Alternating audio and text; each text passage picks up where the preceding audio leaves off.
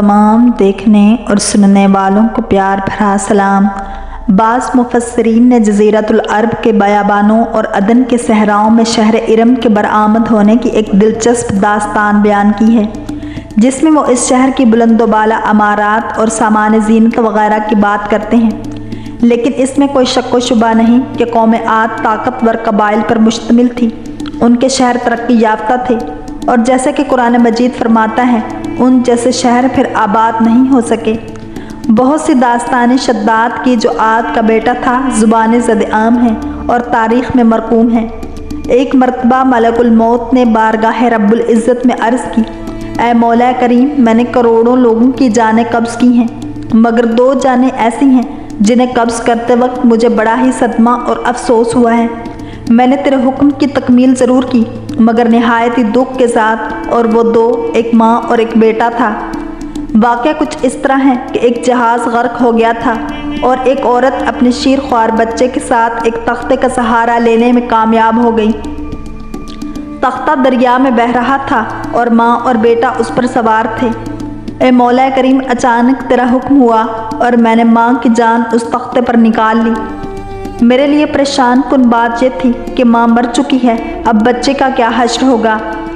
बच्चा एक टूटे हुए तख्ते पर सवार है और तख्ता हर आन पानी की लहरों के थपेड़ खा रहा है, जो किसी भी वक्त किसी लहर की जद में आकर उलट सकता है। बच्चे के लिए खुराक का इंतज़ाम है, न किसी निगरान का बंदोबस्त है। दरिया के किनारे धोबी कपड़े धो रहे थे। अचानक किसी की इस बच्चे पर नज़र पड़ी तो तख्ते को खींच लाए। बड़े हैरान हुए कि माँ मर चुकी है, बच्चा बेजारो मददगार तख्ते पर जिंदा सलामत मौजूद है। वो लोग इस बच्चे को अपने सरदार के पास ले गए। सरदार बेचारा बे औलाद था। सरदार खूबसूरत बच्चे को देखकर उस पर उसका दिल आ गया और सरदार ने बच्चे को अपनी निगरानी में लेकर उसे अपना बेटा बना लिया।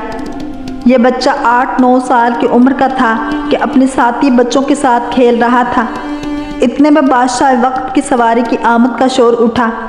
सब लोग इधर उधर भाग गए, मगर यह बच्चा सड़क पर अकेला खड़ा रहा। बादशाह की सवारी गुजर गई, उसके पीछे उसका अमला पैदल आ रहा था। उनमें से एक सिपाही को रास्ते में से सुरमे की एक पुड़िया मिल गई।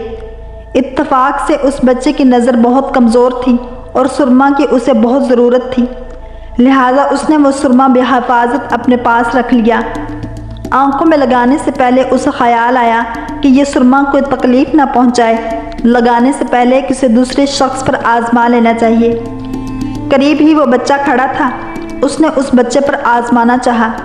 बच्चे ने सुरमा अपनी आंखों में लगाया, मगर जो ही सुरमा उसने लगाया उसे ज़मीन की तह में मौजूद चीज़ें भी नज़र आने लगी। उसने देखा कि ज़मीन के अंदर बहुत से ख़जाने पोशीदा हैं।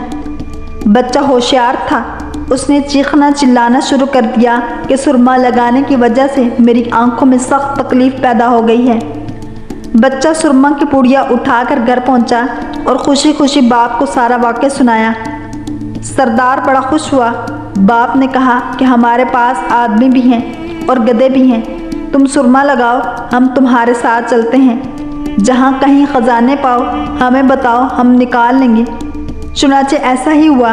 बच्चे के बताने पर वो लोग ख़जाने निकालने लगे और थोड़ी ही अरसे में अमीर बन गए।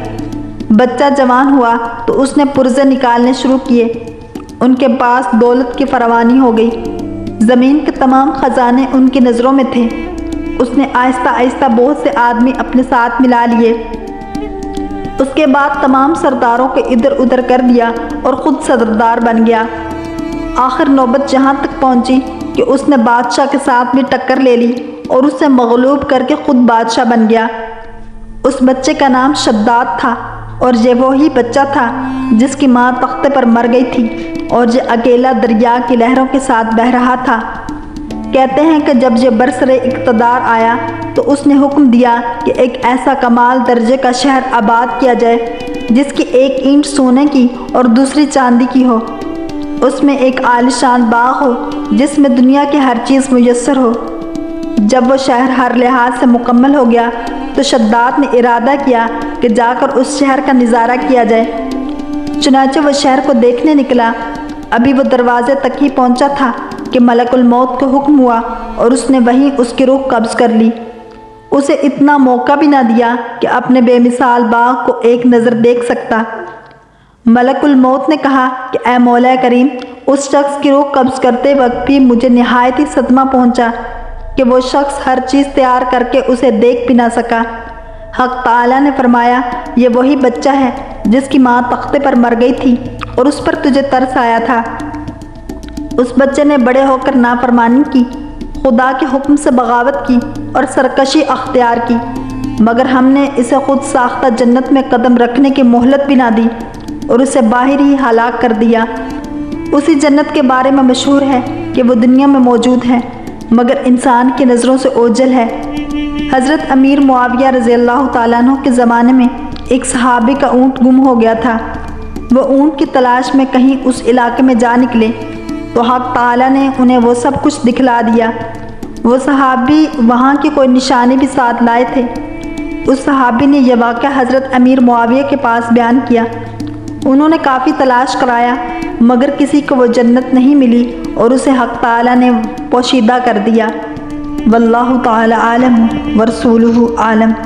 اگر آپ کو یہ ویڈیو پسند آئی ہے تو لائک، شیئر اور سبسکرائب کرنا مت بھولیے تاکہ ایسی ہی اسلامک انفارمیٹیو ویڈیوز آپ تک پہنچتی رہیں۔